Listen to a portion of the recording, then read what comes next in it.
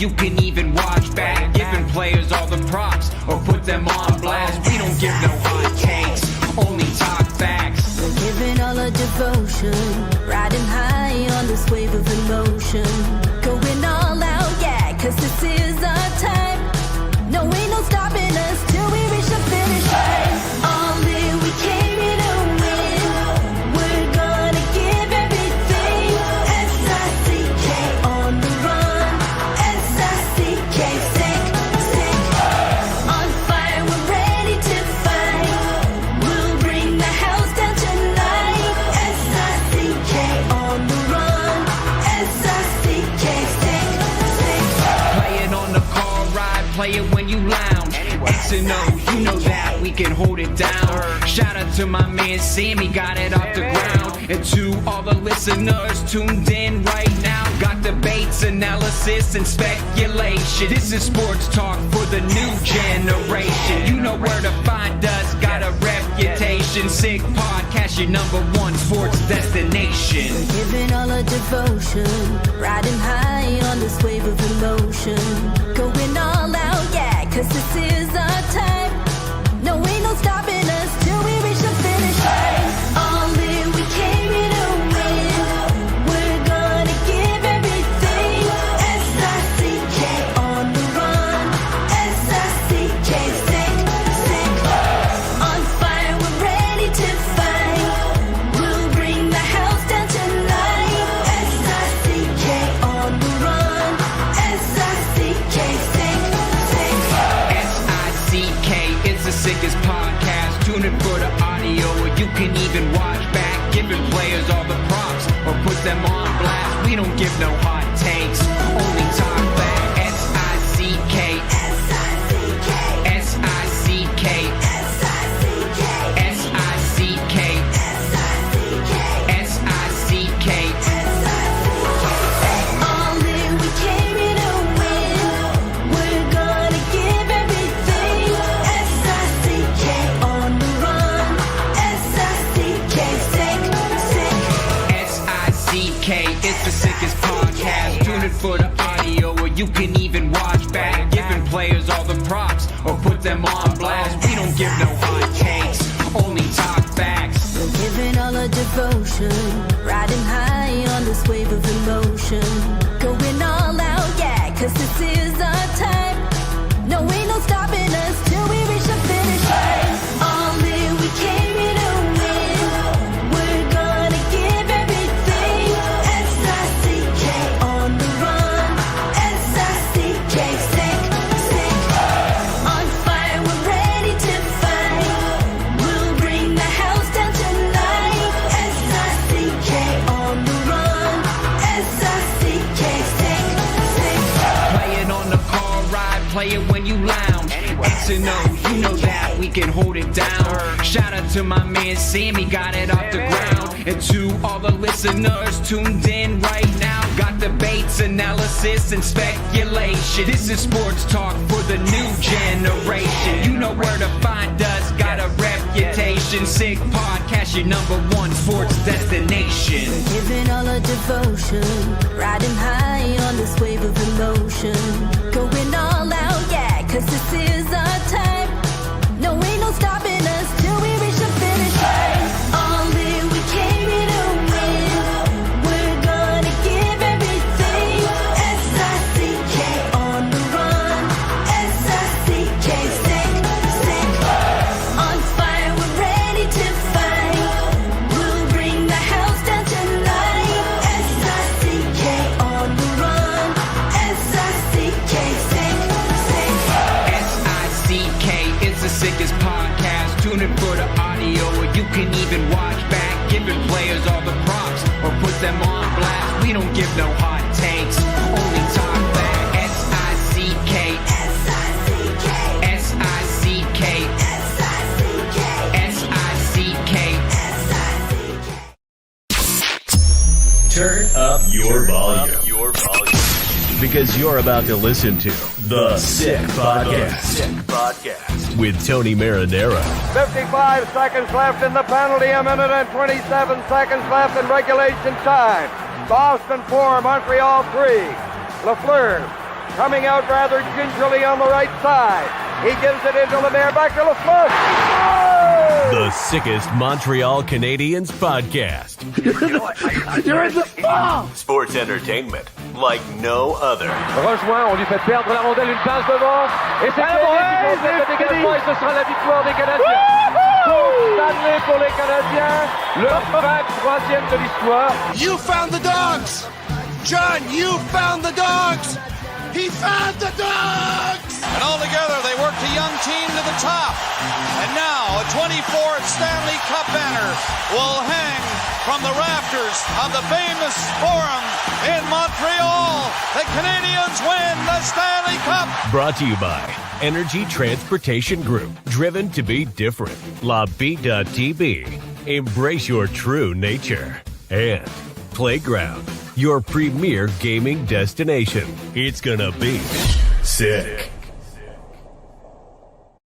Marinaro on the Sunday night live from Ma Brasserie at 2300 Holt in Rosemont. Petit Patrie, we're here for the first time with a Montreal Canadiens post-game show. And unfortunately, as much as it was a pleasant evening, good food, a lot of smiles, good times at times, for the most part, it was a little bit of a downer. The Montreal Canadiens didn't have nowhere near the energy that they had on Friday night.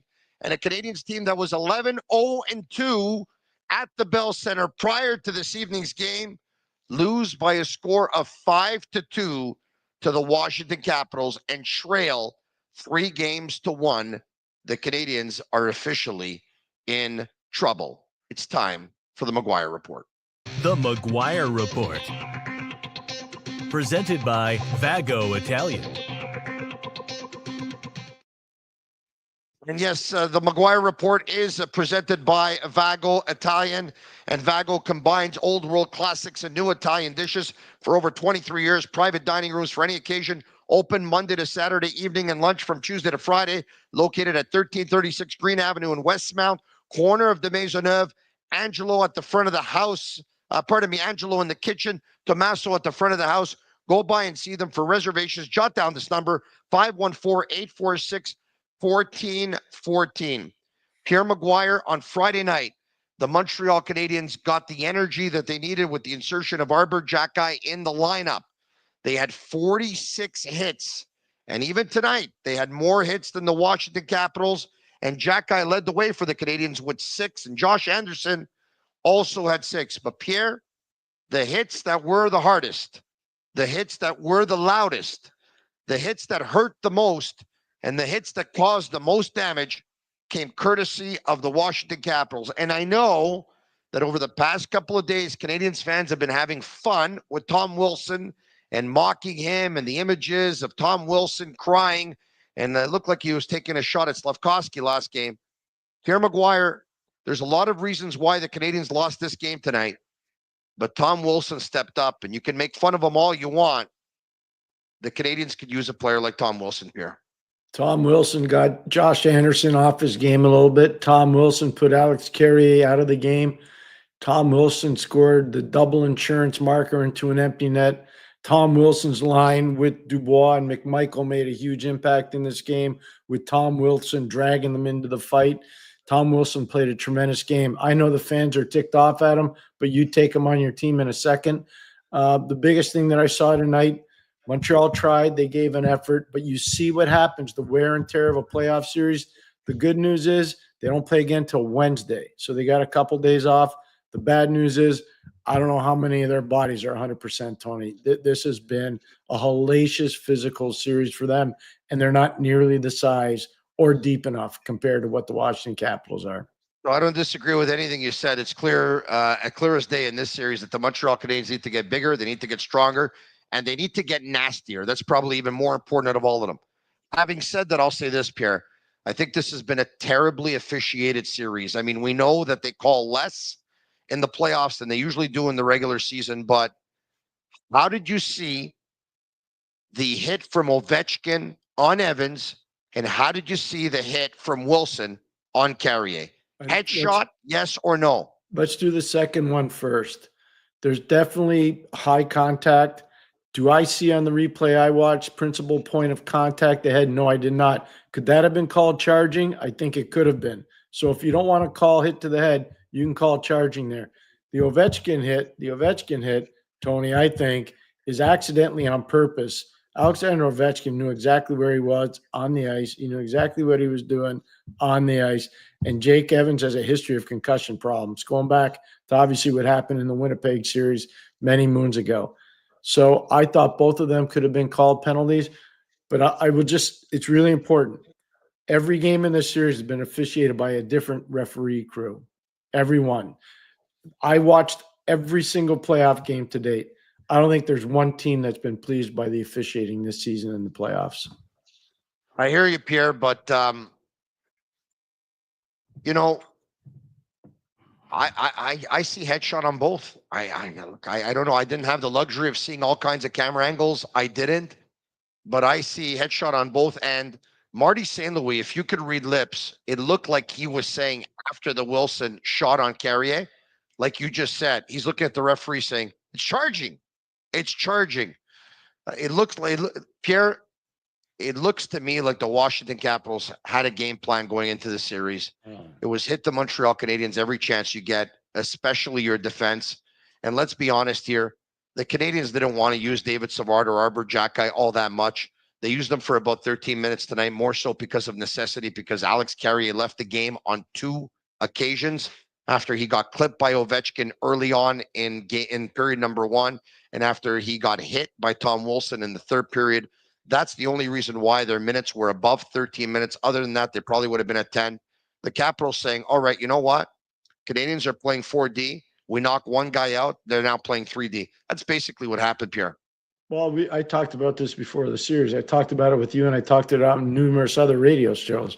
If you do a tail of the tape and you're drawing up a master plan to beat the Montreal Canadiens, you identify certain players that are not overly large and you pulverize them at the point of attack, especially Lane Hudson. You challenge Caden Gooley because you know he's got a bad temper. He's going to run around. You challenge Josh Anderson because you know he's got a bad temper. He's going to run around. You go after certain guys.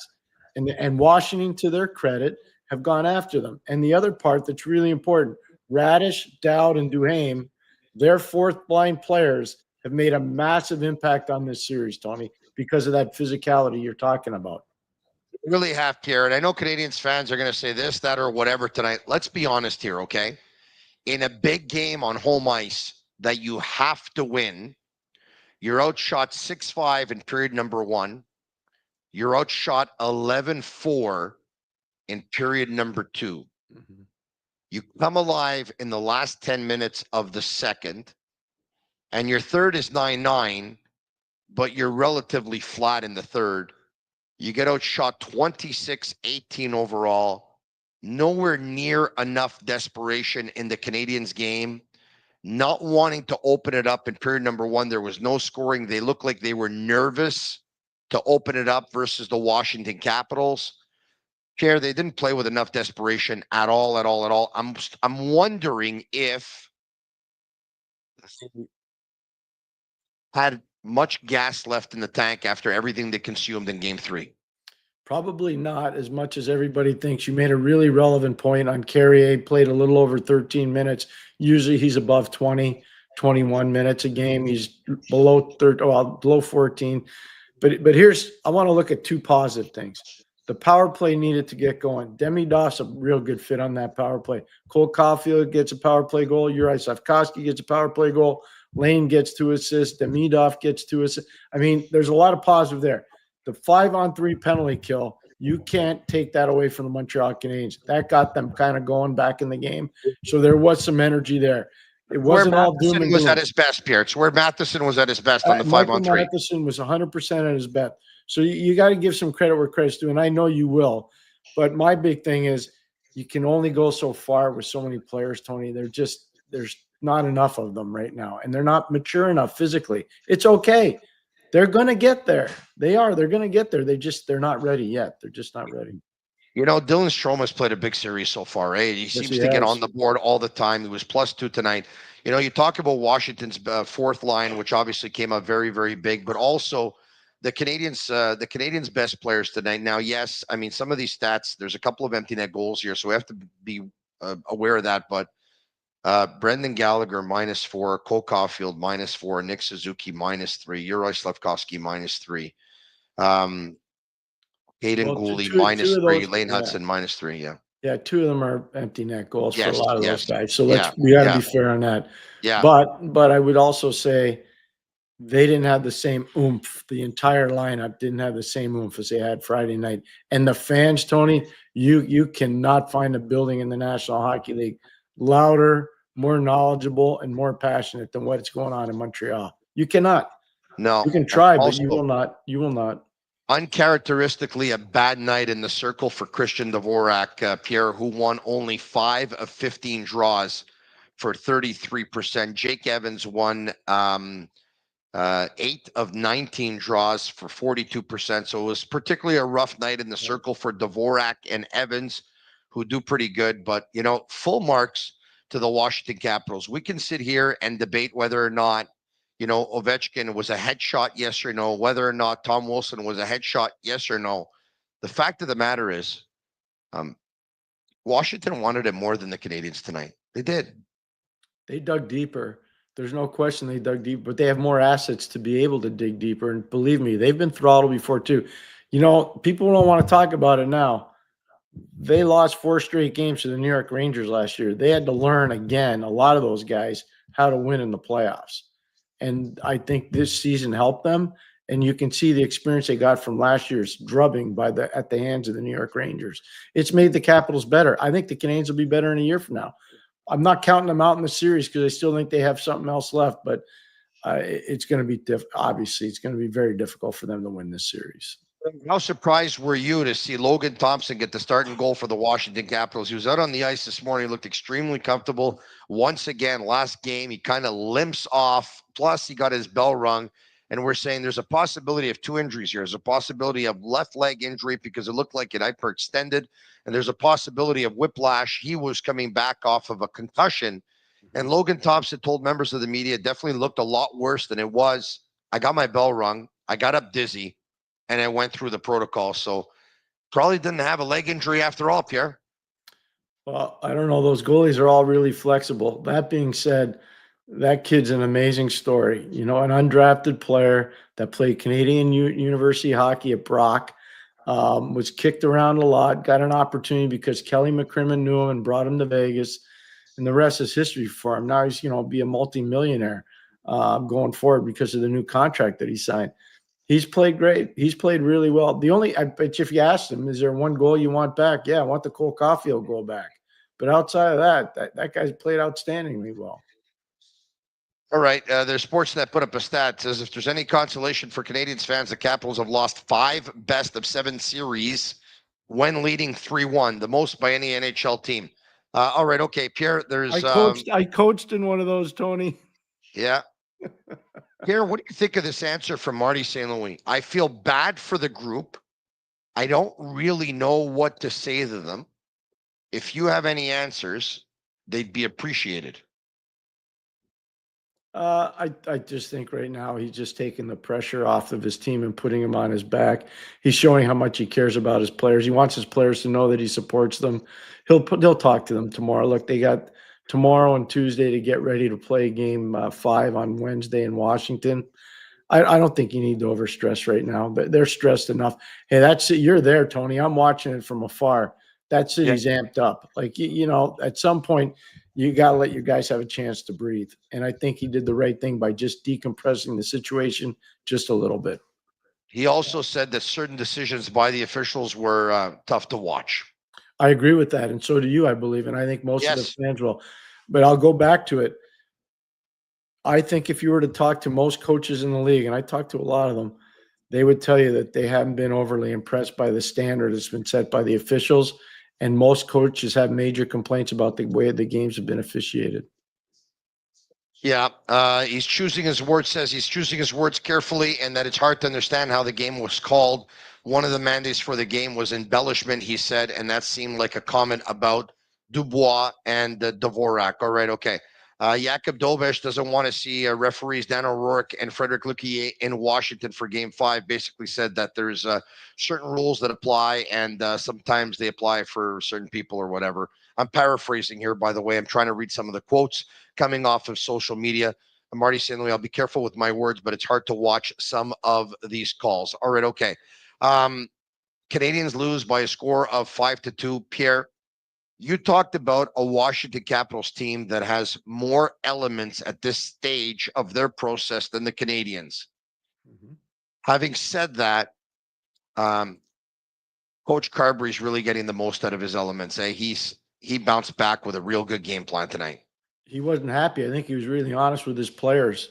He wasn't happy after the game Friday, and I think he was probably really honest with his players going into the game tonight. Obviously, Game 4 is an important game for both teams, and I think his players showed how much they respect him and his staff. You know, if there's one thing that's been so good for Washington for so long, it's been their power play. Hasn't been nearly as good as what they probably expected. Their penalty kill's been pretty solid. It wasn't very good tonight, but they found a way to dig deep. And I think part of why they dug deep, they respect the coach. They respect what he's done for them, and the rest is history. But the Canes are a year away from that part of it. Just like last year when Washington got beat 4-0, that's where Montreal is just 1 year later. Pierre, you talked about not only tonight, but actually throughout the entire season. You said to me that you thought Nick Dowd's the best fourth line centerman in the National Hockey League. Yep. Brandon Duhaime is the prototypical fourth line winger in the National Hockey League. A fourth line is supposed to bring energy, momentum, be responsible.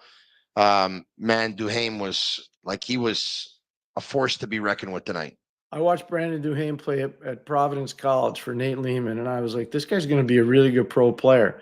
He goes to Minnesota, plays well. I don't know what happens. He goes to Colorado, does all right, but they let him go. And now he goes to Washington, and he's found a home. Just because you're a quote-unquote fourth-line player, you're not really a fourth-line player. That's just how, it sets up. But you see how much the coach trusts him and Radish and Dowd. They're on the ice at key times in periods, key times in games, because he trusts them. And Brandon Duhaime is really a good player when it comes to doing what the coach expects him to do. He sacrifices numbers to do what the coach needs him to do, and that's a really important player for a team. All right, let's get to questions for Pierre McGuire, but before that, we'll get to the Montreal Canadiens roster. Let's bring it up right now. The lineup tonight: Suzuki with Slavkovsky and Caulfield, Dvorak with Gallagher and Anderson, Evans with Demidov and Newhook, Kapanen with Armia and Heineman.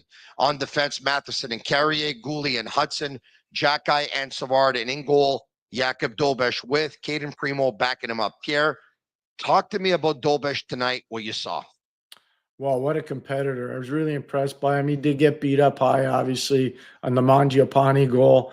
That was a big moment in the game. That's where I think a lot of teams started to expose him in the middle part of the year. They watched tape. They saw how quickly he dropped down. That was a great shot by Mangiapane, though. But I thought that kid battled really hard. He deserves a lot of credit. That's a tough situation to get put into, but I thought he handled it really well. All right, Pierre. You know what? I take a look at the goal by Mangiapane. I take a look at the first goal of the game where I think he actually could have probably covered up the puck. Mind you, Lane Hudson was not at his best on that first goal of the hockey game. Let's be honest here. Yeah.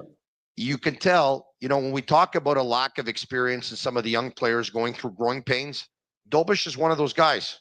Yes, he is. And you're talking about the Strome goal where there was a little bit of miscommunication between Lane Hudson and the back-checking forward, who was Cole Caulfield. Two of, Tony, the smaller guys in the Montreal Canadiens. And again, you start to wonder, okay, why is that happening? Well, they didn't communicate. That's pretty apparent. And that's one of the reasons why Strome was able to get free. But I think long-term, and, obviously Dobeš probably could have played that better as well. But again, those are three guys that are learning how to play NHL playoff hockey. And people say, well, Cole Caulfield's a little taste. Not like where he is right now. He's an ultimate go-to guy, and there's a different kind of pressure that's involved. Right, okay. There was a stat at one point that showed that the Canadiens were 1 for 4 on the power play with Patrick Laine, and then at one point they were 4 for 8 for Demidov. Pierre, you know what? Every now and then I get something right, but I've been calling for Caulfield to take Laine's spot on the power play, get back to his regular spot on the off wing in his office that Laine occupied since December the 2nd, and for Ivan Demidov to take Caulfield's spot. Pierre, I got to tell you, Demidov, when you're a young kid, it's hard 5-on-5 in the best hockey league in the world. But a great opportunity is to play the power play where you have some time and space and some more open ice. Demidov's starting to show, Pierre, that he's going to be a really, really good. He'll be a really good player. He'll be lethal on the power play, Pierre. Unbelievable power play player. He'll battle whomever you think is the best power play player in the league, whether it's McDavid or McKinnon up front. There are a bunch of other guys too that are real good on the power play. Wyatt Johnston down in Dallas, Austin Matthews, Mitchell Marner, all those guys, they ring up huge points on power play. Brady Tkachuk. This guy will be right up there with the top players in the league when it comes to power play points. He will, Tony, and it's not that far down the road. He's extremely talented, and you nailed something. Time and space when he has it or he creates it, he's lethal. He's absolutely lethal. All right, okay, so let's get to the score sheet if we can. And let's bring it up. Here you have it. No goals in period number 1. In period number 2, it's Dylan Strome. Pierre, once again, break down this goal for me where Lane Hudson, looked like there was a little bit of confusion, but Hudson could have played this one better, Pierre. He could have, and Cole Caulfield could have helped him a little bit too. And they probably didn't communicate very well. We just talked about Beauvillier showed some real good speed getting to the net, and then Strome just followed the play up. Caulfield, I think, knows that he probably should have picked him up. There probably could have been a little bit better rebound control by Dobish, and Lane Hudson and Caulfield clearly did not communicate on the play. No, let's get back to more goals if we can here. Slafkovsky now, he ties it up on the power play. Hudson and Demidov, Pierre, look at the ages of these players, right? 21, 19, and 19. Talk to me about Slafkovsky's goal, Pierre. I loved it. What a feed by Demidov. Great feed by Demidov, but look at Slafkovsky. If you watch the tape again, he wants that puck, and as soon as he gets it, he doesn't dust it off. He gets it and rips it, and it's a great shot. You know, the one thing about Logan Thompson is he has to push from his left to his right to make that save. He wasn't quick enough to do it. Slafkovsky made the right read, just got it, gripped it, and ripped it. I thought it was a great play by Demidov and an outstanding release by Slafkovsky. Pierre, I obviously like Slafkovsky a lot more on Friday, but you know what? I've liked him at home. He's growing, Pierre. He's coming on pretty good. I think so. He's going to be a tremendous power forward in the league. I know people want more out of him right away, but you'll see within 2 years, you're going to be saying, oh my gosh, I can't believe we got this guy. Back to the, okay, let's take a look now. Cole Caulfield on the power play as well. Did you think Logan Thompson should have had this one, Pierre? Yeah, that's the one I said before. Yeah. He's probably going to be mad about that one. But that being said, you know, it was a hard pass by Lane Hudson. And again, the goalie has to move from his left to his right. I don't think he was feeling very comfortable doing that. Maybe that's part of that injury situation from the other night. But Cole Caulfield found a way to get it by him. That's Cole's office, as you correctly say. He's a very good one-time shooter. But one of the things that made that possible was how quickly Lane Hudson moved that puck to Cole Caulfield. All right, okay. Brandon Newham, of course, ties this game up at 6:39 into period number 3 with the assist going to Chychrun and Van Riemsdyk. Shane Gaumont at Master Control tells me that he's got a still frame of the Wilson hit on Carrier, which was obviously the turning point of this hockey game, because 10 seconds after this hit is delivered, the Washington Capitals score a huge goal and take the momentum of the game and probably of the series. Pierre, I know that in a still frame, I mean, there's, you know, he probably rubs off the shoulder, but I mean, they say a picture says 1,000 words. Yeah, but he makes contact with the head. There's no question about it. Again, I'm going to go back to, if you don't want to call contact to the head, you can definitely call a charge. But this is a huge swing moment in the game and potentially the series if Carrier can't come back and play. All right, let's get back to the score sheet if we can. All right, and Mangiapane, Pierre. The ice opened up. It looked like the Canadiens' defense were backing up way too much, Pierre, and gave Mangiapane a lot of time and space. Yes, it's a one-on-one. It's a wrist shot that I think Jakub Dobiš should have stopped, Pierre. But that's a lot of time and space for a player in the offensive zone with 3:37 left to go in regulation in what was a tie game 2-2. Yeah, but you know what it tells you? The fatigue factor for the defense. With Carrier being out, going limited minutes with Savard and Jack-Eye. Jack-Eye took a penalty as well. That's what happens. This is why everybody says you got to have a lot of depth on defense to win. This is an example of what they're talking about. The Canadiens defense is getting broken down because of the physical beating that they're taking every time they go back to get a puck. They're getting touched. And that's what happens. You just give up the line because you don't have as much juice left in the tank. Here, I'm not going to blame the coach for pulling his goalie with 2 minutes and 50 seconds left in regulation. I took a look at what was happening on social media. Some people were saying, you know what, why did he take out his goalie so early on in the hockey game? Listen, I get it. He could have waited. He doesn't know if he's going to get an offensive zone faceoff. I don't think the game was lost there. If the Montreal Canadiens tie it up after they win that faceoff, everyone's saying Marty St. Louis is a genius. I guess that's just the way the business rolls. But you know, would you have pulled your goalie with 2 minutes and 50 seconds left in regulation? You're down by a score of 3-2. You have an offensive zone face-off. I have to ask you. I'd have to win the face-off, and then I'd probably put the goalie on. I'd want puck possession first at that time. I wouldn't pull him as quickly. I'm not a big believer in the big quick pull. I know Patty Roy did it, Patrick Roy. I know he did it. I know Marty's done it. I know John Cooper has done it. Their coaches around, John Tortorella's done it. So there are guys believe in the quick pull, but I'm more of a believer. Get puck possession first, have your goalie come halfway to the bench, and if you do win possession, then you change it up, get them off. But I would want to, at that time, I'd probably want to have protection in the net. Live from Ma Brasserie on Holt Street and Rosemont Petit Patrie. Special thanks to Frankie Finelli and everyone here for the hospitality tonight. It was absolutely fantastic. We really appreciate being here. We're here for our first time here, and I definitely hope to be back. It's established. It's a former tannery base, basically in the Rosemont district of Montreal. They brew and distribute high quality beers crafted with passion throughout Quebec. And once again, they're 2300 Holt, and you can call them for reservations at 514-508-3309. It's just recently that they turned it into an establishment to start watching hockey games. And you know what? A lot of people had a lot of fun here tonight. Unfortunately, could have had more fun, but the Montreal Canadiens fell a little short. Pierre, there's a goal there. There's a second goal in the empty net. All right. So that second empty net goal by Tom Wilson, he basically adds a little mustard after he scores that goal. He goes into the glass and he gives the big cheer. And it's kind of like he's trying to say to the fans, oh, yeah, you guys had fun mocking me on Friday. Take that. I just scored a big goal and you guys are done. He goes to the bench, big cheer. But, you know, it's a huge reaction. It's a game of emotion, but it's a huge reaction for what is your second empty net goal and a 5-2 lead. Is that the kind of stuff that Marty St. Louis is looking for some fuel? He's looking for something for his team. Is that something that could come back up and say, hey, by the way, look at this guy trying to stick it to you guys. Look at this guy trying to mock you in your old building. You think it's something he'll bring up? No, I don't. Okay. I think, you know, obviously what he did was more out of emotion than anything else. Pretty emotional last 48 hours. I don't think you'd be bringing that up. I think you want to bring up what you have to do to be better so that you can win a game 5 and force a game 6 at home. I think all that other stuff can wear guys out mentally. You don't need to focus on that right now. I think it's really important to focus in on X's and O's. How are you going to make sure you're going to keep guys healthy? How are you going to insulate your defense from that forecheck in the first 10 minutes that Washington's going to present in game 5 on Wednesday night? So there's a lot of other stuff you're going to have to deal with.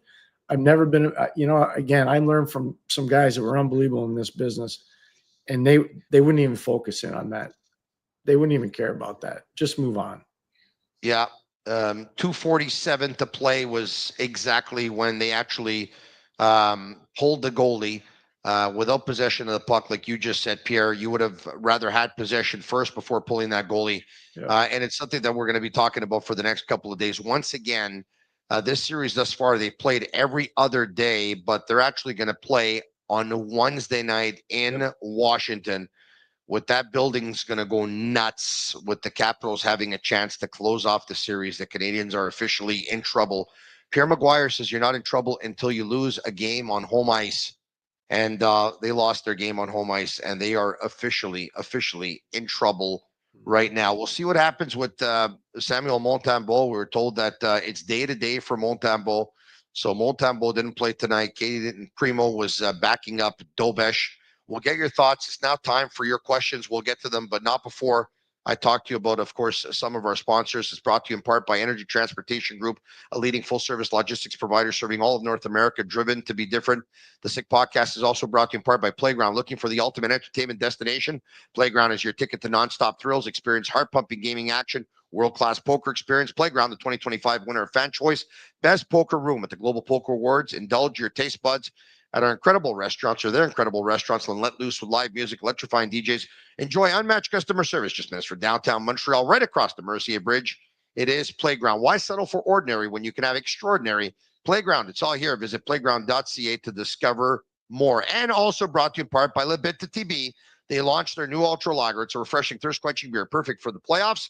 Only 90 calories, 2 grams of carbs, 4% ABV per can, available in a pack of 6 and 12. In grocery stores all around the province of Quebec, it's ultra light and ultra refreshing. All right, okay, it's now your opportunity to ask Pierre. We'll get to some of your questions, and we'll get to some of your phone calls at 1-888-585-7425. Are we taking calls tonight? We're not taking calls tonight. We're on location. All right, okay, so we'll take your questions then. Once again, you can ask them via YouTube, via Facebook, via Twitter. Shane Gaumont on Master Control. We'll flag them and put them up, and I'll read out the questions. It's now your opportunity to ask Pierre. Retro MMA sends over a couple dollars. Who the Habs recall if Carrier can't play? Well, you don't have to recall. They'll bring in Jaden Struble. Jaden Struble. Yeah.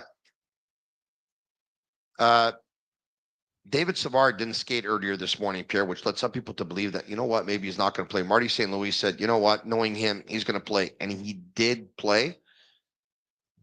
Can I say one thing, Tony? Yeah. I don't think people understand in the media that most practices day of the game in the playoffs are optional. Yeah. So just so everybody understands, I mean, I ran a lot of them. After you get to a certain point, some guys don't need to be on the ice. They need to be resting. So usually teams that have a lot of experience, they understand. You don't have to skate everybody. So just so everybody doesn't overreact to that, because it's not that big a deal. Having said that, let's just say Carrier can't go. It makes sense. You got Struble in there. If he can go, would you take David Savard to the lineup? They haven't taken him out of the lineup up until now. And he did a good job in the penalty kill. I was going to say I have a hard time with that because I think he'll come up large in the penalty kill. Yeah. And I would not take Arbor out. I would not. I think Arbor's making traction here. I think he's getting in the minds a little bit of the Washington guys too. So I would not take Savard out. I really would not. I'm going to say something very unpopular. And by the way, I agree with you. I would not take Arbor out either. Arbor hits. And if you take a look at the score sheet at the end of the night, you're always going to see 4 hits, 5 hits, 6 hits. And that's already a big step in the right direction. Yep. I think he's got to master more the art of hitting and laying out huge hits. Yeah. When Tom Wilson hits, he has the ability to put guys out of a game. Mm-hmm. Canadiens players, they have guys that hit a lot. For the most part, Heineman, but he didn't have a big hitting night tonight. Josh Anderson hits a lot. Arbor Xhekaj hits a lot. Their hits don't usually put players out of a game. When Tom Wilson hits, even Ovechkin, when he hits, these guys hit like trucks. Mm-hmm. And there's been smaller guys than Xhekaj and Anderson. Guys like Emelin. Guys like even Romanov, who used to play for the Canadiens, that mastered the art of hitting. It's an art. And I think it's an area where Xhekaj could actually get better. I think it is. 100% he can. I think he's a couple things are bothering him right now. One, he's worried about making a mistake because he doesn't want to come out of the lineup. And two, he doesn't want to take a penalty for doing something, whether it's high hit or high stick or an elbow. He's afraid. So if you're not playing footloose and fancy free, it's a hard game to play physically. Scott Stevens never had to worry about that stuff. Christopher Pronger never had to worry about that stuff. You talk about hitting being an art form. Nobody had it down better than Michael Pekka. Michael Pekka was one of the greatest hitters in his generation and maybe one of the smallest guys that played in the league. His open ice hits were lethal. Lethal. Speaking of Jack Guy, he took a penalty with 3 minutes and 32 seconds left in period number 1, an interference call on Alexiev. And we had a feeling that Jack Guy was going to be a little bit of a target, but I'll say this. It was an interference call. That was a good call by the referee. It was. Yeah. So I didn't like the fact that Ovechkin only got 2 for interference on Evans. For me, that was a 5. That's just me. It could have been. And you know what? The Wilson on Carrier, like you said, for me was a charge, and you don't have any calls there. Pierre, when Wilson hits Carrier, Matheson gets dipsy doodled right after that. Your thoughts on that? I know he had a very good game up until that point. As a matter of fact, he still finished the night with the second star. Was very, very good on the penalty kill. But what ended up being the game-winning goal, Tom Wilson once again delivers the smackdown on Carrier. But a couple of seconds after that, Mike Matheson gets turned, Pierre. He does. He does. Not that much you can say about it. The picture tells it. Yeah. Not much for me to say. I feel terribly for him in that situation. Again, he's been targeted pretty significantly. And some of the you talked about hitting to get after guys. He's absorbed a lot of those hits. This is when by the way, after game 4, this is where the rubber meets the road, by the way. For the guys who've been taking all these big hits, you start to see some atrophy pretty quick after game 4. Here, depending on who you talk to, but you would know more than anybody. When Jeff Gordon was relieved of his duties with the New York Rangers, some believe it was because he wasn't crazy about the owner calling out the NHL Department of Player Safety, nor was John Davidson. And others believe that it was or also the fact that they put together a talented team, but not a very big team, not a very gritty team, not a very nasty team, not a very physical team. And they got intimidated big time by Tom Wilson and the Washington Capitals. Are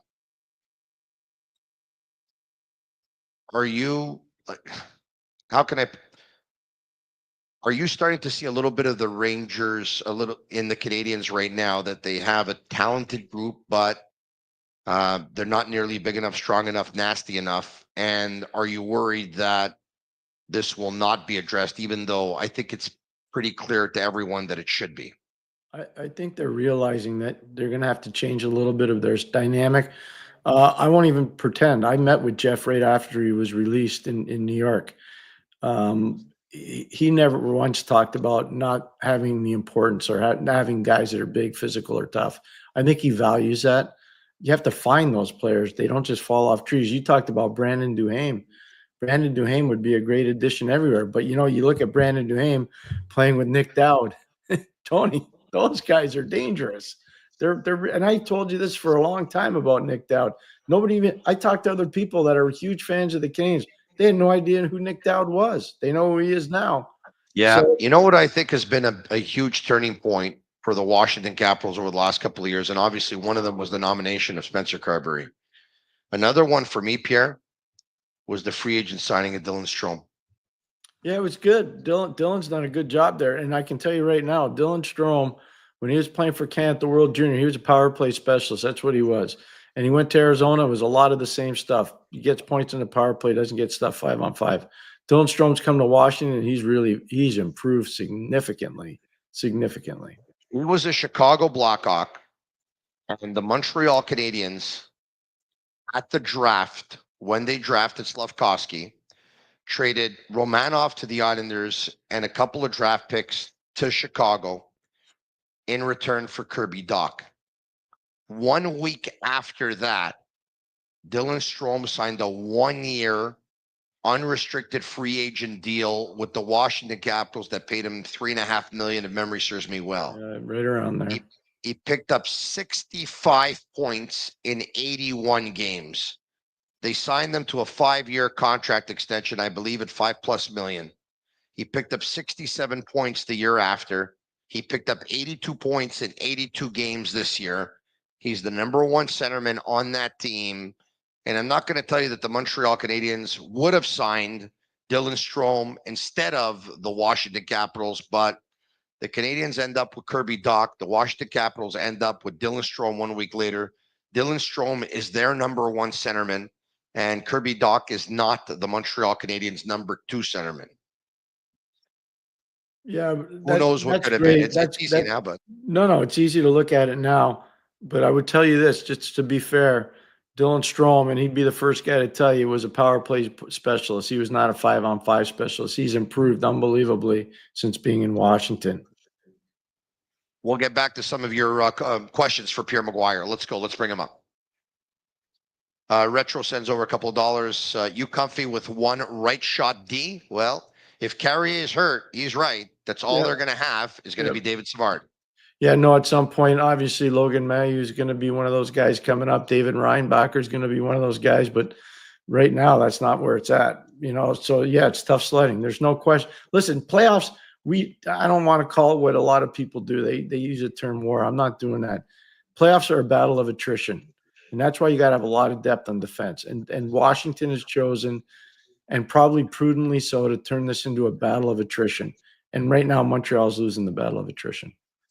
Right. I want to talk to you about Montreal Canadiens flags because, of course, it's easy to put them away and not show them off when your team is down 3-1 in a series. But it would go a long way now if you can't show your Canadiens flags, because if you don't give up, well, then the players won't give up, and the players would just love seeing your car flags on your cars, basically with your window put up and just holding it in place. So if you're wondering, I love seeing them at this time of year. It's amazing. By the way, I took a walk outside the Canadiens building before the game. The fan jam was amazing. The amount of people in downtown Montreal. I've never seen so many people wearing their Canadiens colors before, and I've never seen so many car flags out. And I hope to see more, even though it's a little tough right now.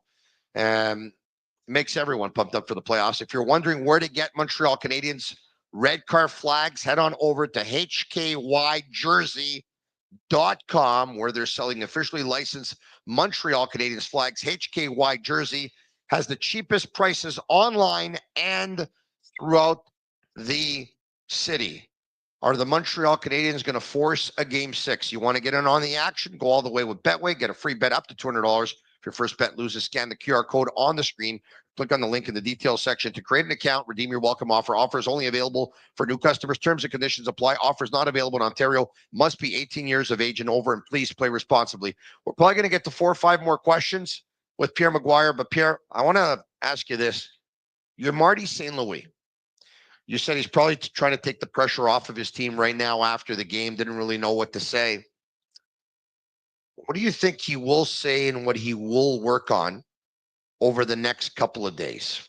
Defending off the rush, defending against a cycle, really doing a good job making sure you insulate your defensemen on the breakouts so that they don't have to really struggle to move the puck. I'd probably have really good center support down low. So a couple little things defensively. I don't think you have to touch on much on the power play. I think the penalty kill showed a lot of guts, obviously against a really good power play from Washington. And I think you raised a really good point before. Faceoffs aren't just about the centerman. They're about the guys that are on the ice with the centerman. They need to figure out a plan going into Washington to be much better faceoff-wise. They got to win over 52% of the faceoffs as a team, I think, if they're going to be successful in Washington on Wednesday.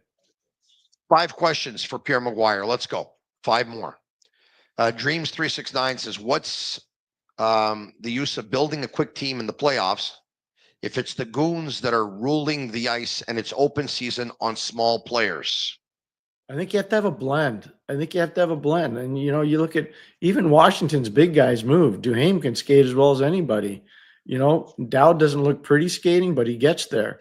They have guys. Lars Eller can still skate. Ryan Leonard, who I think is a top 6 forward, can really skate, and he's playing on their third line. So I think you have to have a blend, and it takes a little while to develop that blend, but you need to have speed and skill if you're going to win in the league, but you also have some physicality. So I think if you blend your team properly, you can win. 4 more. This one coming from JR Rab 08. Hey, Tony, beginning of the third, we had a power play. First unit played the first minute, then came off. Why not call a timeout to rest your first unit to double shift them, Pierre? They could have definitely done that. It's something that could be done. There's no question about it. I think they just chose at that point of the game to go with the flow, but it's a very good point. Pierre, Marty loves to save his timeouts for the last 3 minutes. I know. That's what I'm saying. It could have been. Yeah. Next. AG says Kapanen had 5 minutes of ice time. Who's replacing him next game? I don't know. I wish I could tell you. I don't know. Maybe he goes back in. Florian? I, I don't know. Next. Ralph Junior Trotzo, question for Pierre and Tony. How do you guys feel about a new NHL off-ice referee system with a bird's eye view, full-on communication with the on-ice refs, making sure less penalties are missed? I've been saying this for 12 years, Ralph. What I think it should be is one referee on the ice, one referee upstairs, two linesmen on the ice, instantaneous communication with the three guys on the ice with the guy upstairs. It would prolong referees' careers. The players would know the game's a lot slower for the guy upstairs, so he's going to see everything. He has the bird's eye view. It would make it streamline video review and make it so much better, so much more efficient. I would love to see it. I've been proposing it for 12 years. Hasn't happened yet. 7,000 plus people watching between YouTube and Twitter alone. Thank you very much for being there this evening. A couple of more questions. Marinaro with Pierre McGuire. Question for Pierre. Dare says, Pierre, what current league veteran would you compare to the ceiling of Caden Gooley? That's a great question. I can tell you one thing. Caden Gooley is very unique because of the physicality, the skating ability, the size, and his ability to move the puck, and he's absolutely fearless. So you'd have to look at a lot of different rosters to come up with a player like that. There are not a lot of guys like that. He's got some of the subtleties of Jacob Slavin, but he's a more physical player than Slavin. He's an elite skater. So you could put him in terms of skating like a Keandre Miller, who's an elite skater. But this guy, Gooley's a better player than Keandre Miller. You can look at some of Charlie McAvoy and say there's a little bit of Charlie McAvoy in his game. So there's a lot of guys. You can Drew Doughty. There's a little bit of Drew Doughty in his game. I know one's a right shot, one's a left shot. I get it. But there are a lot of guys you can go around the league and say he's got a little components of all those players. There's a player on the Washington Capitals. I'm wondering if you see a little bit of Gooley in him or a little bit of him in Gooley, Chikrin? No, I think Caden Gooley's got better hockey sense than Jacob. Yeah. Jacob shoots the puck harder than Caden, but I think Caden's got better hockey sense, especially when it comes to moving the puck. Yeah, Jacob Chikrin, I think, scored 20 goals, Pierre, but he's got a bomb. He can rip it. But he plays about 21 minutes a game, and Caden's the type of guy that could probably log about 25 in his best years, huh? Yeah. I think Caden Gooley's going to be it. And I've been telling you this for a lot of years. I watched him play in the Western Hockey League in Prince Albert and also in Edmonton. He was a tremendous, tremendous junior player. Tremendous. Why don't we ask one more question for Pierre McGuire? Lapa says, Pierre, with such little ice time, how can the guys get their feet wet? It's hard to do. You got to get in rhythm. It's a rhythm sport. There's no question about it. But you got to earn the coach's trust to get on the ice. Yeah. All right. So with the 3:37 left in regulation, who broke the tie? Mangiapane, which translates to break bread to eat bread in Italian, and he hit up the Montreal Canadiens late in the hockey game. That's obviously, I think it's safe to say it's the biggest goal of his career, huh? Oh my gosh, yeah, absolutely. What a big goal! It was huge. It was huge. Washington Capitals deserve a lot of credit. Canadiens 11-0-2 at the Bell Center in their last 13 games before tonight. But once again, the Canadiens they didn't have the same oomph that they had in Game 3. Obviously, they had a lot less hits. They had a lot less shots. They had a lot less scoring chances. And as Pierre McGuire said, and it was Pierre-Luc Dubois that said it, right? I think after Game 2 in Washington, he said every hit is an investment. And they were hoping that by the end, as the series would get later on into the series, that the Canadiens would actually break down a little bit. And Pierre said it, they're breaking down a little bit. And every time they're breaking down, the Washington Capitals are just taking advantage of them. And if there's a little ounce of, if there's consolation, I guess, it's the fact that once again, instead of playing every other night, the Canadiens tomorrow can take the day off. They can relax. They can get therapy. They can try and, ice all of their pains away. And have a good video session maybe either tomorrow or the day after, and get ready and leave for Washington on Tuesday afternoon, where they play the Capitals on Wednesday night. Pierre McGuire, I look forward to talking to you again on Wednesday night just hoping that it's not going to be the last Montreal Canadiens game until the third week of September 2025. So we'll talk to you again on Wednesday night at 10 p.m. It's the Sick Podcast. Thank you, Pierre. Thank you, Tony. And once again, thank you. Special thanks to Restaurant Vago for bringing you the McGuire Report. Special thanks to HKYJersey.com, which is the place where you can get your Montreal Canadiens flags. If you want to get in on the betting action, Betway is your way to go. Special thanks to our partner, Bittt, Tibi, our partner, Playground, and our partner, Energy Transportation Group. This was a lot of fun. Unfortunately, live from Ma Brasserie at 2300 Holt and Rosemont Petit Patrie. It's just a great little resto bar. You have to make, I say little, but actually holds probably over about 150 seats. Frankie Finelli, how many seats at Ma Brasserie? 180 seats. And with the weather turning the corner, they're calling for 20 degrees tomorrow.